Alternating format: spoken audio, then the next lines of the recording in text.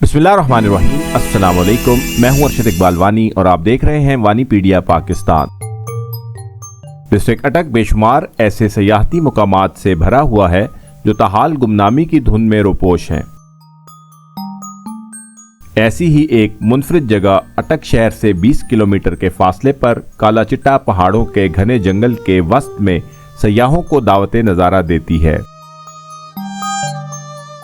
इस जगह का नाम है अखोड़ी बंगला, जो अंग्रेज़ों ने 1915 में इस इलाके में जंगलात की इंस्पेक्शन करने वाले अफसरों के क़याम के लिए तामीर करवाया था।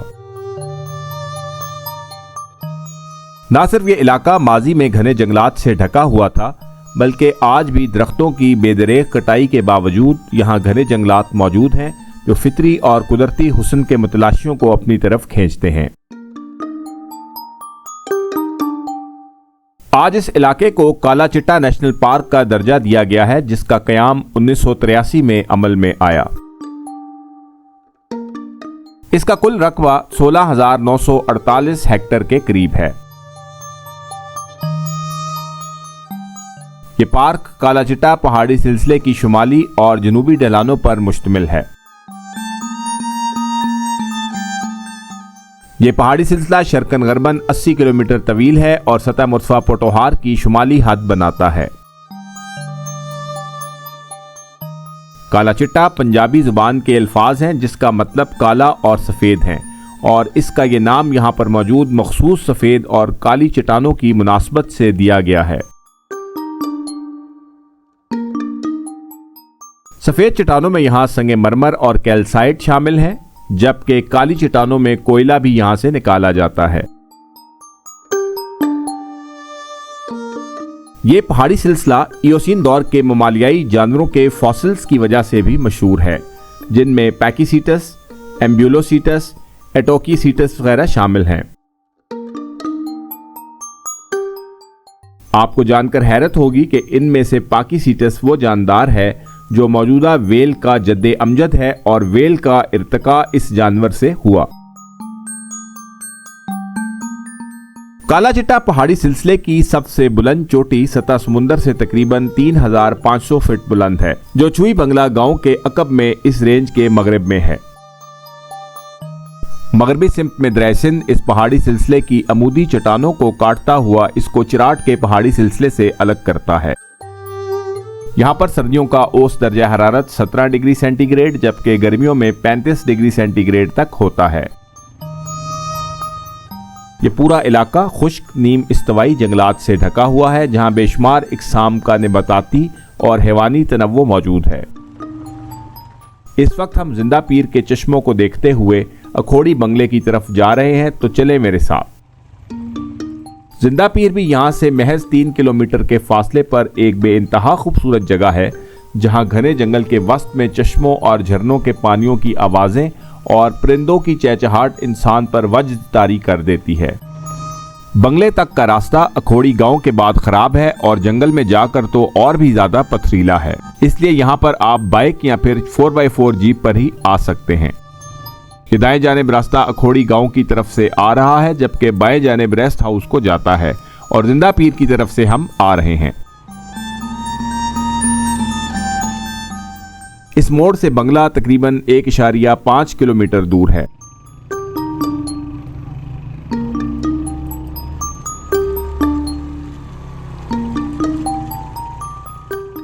शफक की सुर्खी बादलों में यूं घुल रही है जैसे किसी मुसव्वर के ब्रश से रंग बिखर गए हों।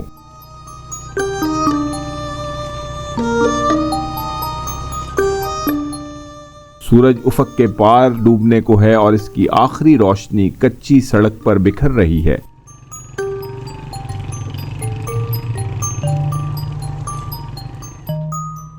जिंदगी के एक और दिन के खात्मे पर हम भी पहुंच गए हैं अखोड़ी के तारीखी बंगले पर, जो काला चिट्टा की तन्हाई में माजी के किसी सिपाही की तरह आज भी चौकस खड़ा है।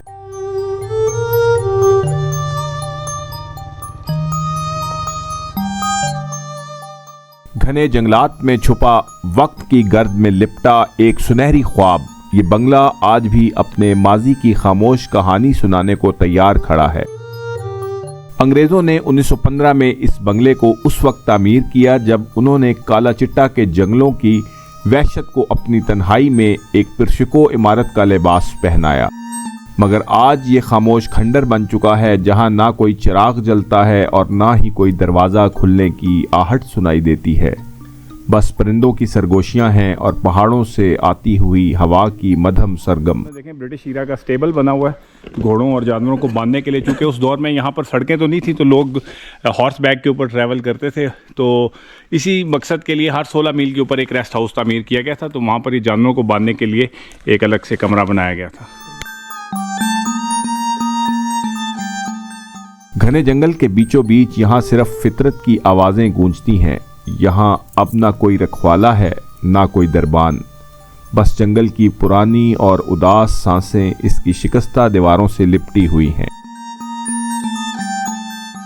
कभी ये वीराने बारौनक हुआ करते थे, जहाँ अंग्रेज अफसरान अपने फुर्सत के लम्हात बसर करते थे।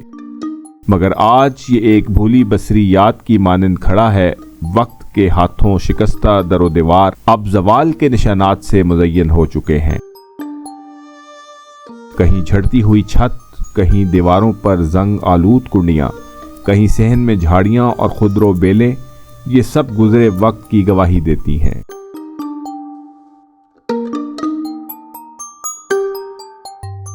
वो ऑलिव लगा हुआ है जी, जबरदस्त। ये वाइल्ड ऑलिव है। ऑलिया कस्पेडेटा है ये। यस। ये आप देख सकते हैं ऑलिया कस्पेडेटा वाइल्ड ऑलिव, और इसका साइज़ छोटा होता है। अभी तो छोटा है, बारिशें वैसे भी नहीं हुई, बड़ा भी होता है, लेकिन ये इस दफ़ा बारिशें ना होने की वजह से बिल्कुल ही छोटा रह गया।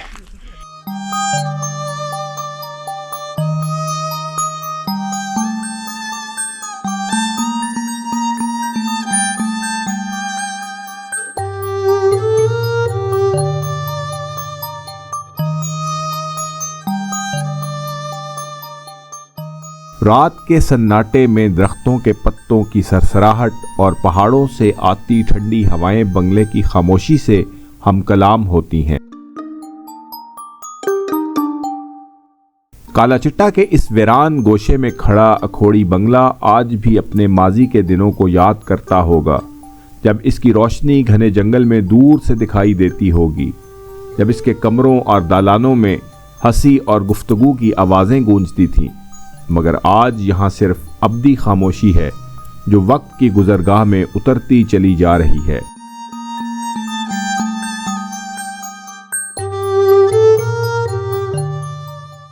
हम जैसे चंद सरफिरे और फितरत के मतलाशियों के कभी कभार यहाँ आने से इसकी खामोशी में कुछ लम्हों के लिए हल्का सा इर्ताश पैदा हो जाता है, लेकिन इसके बाद फिर वही वीरानी इसका मुकद्दर बन जाती है।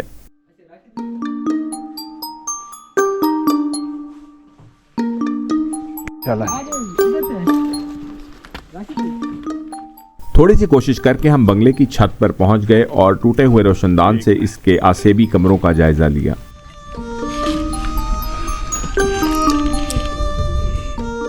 ये बंगला आज भी अपनी कहानी सुनाने को तैयार है। बस कोई हो जो रुक कर सुने, कोई हो जो इस वीराने में छुपे माजी को फिर से दरियाफ्त करे, और कोई हो जो इसके उजड़े ख्वाब को एक बार फिर आबाद कर दे। तो जी व्यूअर्स, ये था वो खूबसूरत अखोड़ी बंगला जो कि घने जंगल में काला चिट्टा पहाड़ों के बीच में वाक़ है, काला चिट्टा नेशनल पार्क के दरमियान में। उम्मीद है कि आपको पसंद आया होगा। बहुत ही आइसोलेटेड प्लेस है और ये बंगले हॉन्टेड भी मशहूर हैं, और ज़रूर यहाँ पर आएँ, दिन में ज़रूर विज़िट करें। रात का तो रहने वाला सिस्टम नहीं है, इतना अच्छा नहीं है, अंदर कमरे वगैरह जो है वो फैमिली के लिए ख़ास कर फैसिलिटीज़ नहीं है। लेकिन अगर आप लड़के तो फिर आप जो है यहाँ पर ठहर भी सकते हैं, लेकिन है बहुत आइसोलेटेड प्लेस। अल्लाह ताला आप सबकी हिफाजत करे। तो इंशाल्लाह आपसे किसी और खूबसूरत जगह पर फिर मुलाकात होती है। तब तक के लिए अल्लाह हाफ़िज़, फ़ी अमान अल्लाह, अस्सलाम वालेकुम।